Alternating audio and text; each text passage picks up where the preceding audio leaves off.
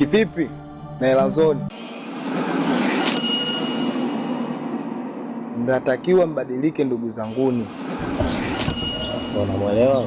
Tunamsikiliza ndugu yako, atuendelee. Mimi wenzenu nishabadilika, najiandaa na mfungo wa Ramadhani. Wewe umebadilika nini? Nimebadilika nini?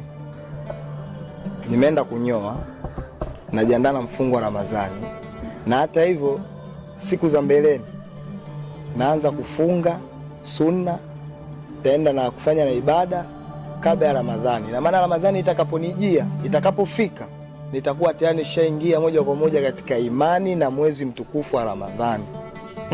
Sikiliza nikuelekeze boy, kubadilika mdogo mdogo, usifosi wote tubadilike kwa mara moja, sije unanielewa? Kwani mimi na wafosi? Mimi si wafosi na wala si walazimishi. Wewe sikiliza kwa sababu kuna watu wa motoni na watu wa peponi, sawa?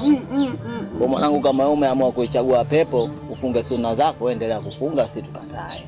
Ale mwanangu, umeongea kitu quality, nimekuelewa, iko chenyewe hapo, kaelewa. Umeelewa pacha? Asikia msala mkuelekeze hapo, maneno mengi hayatakiwi.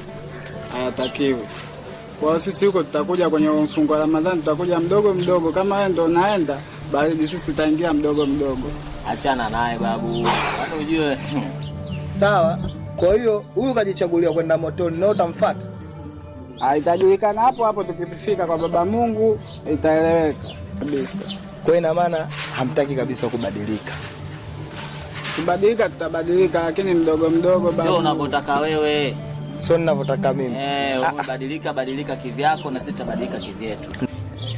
Basi sawa ndugu zangu. Niacha niwaache muendelee na mambo yenu. Baridi, wewe wakubadilika mwizi wa kuku.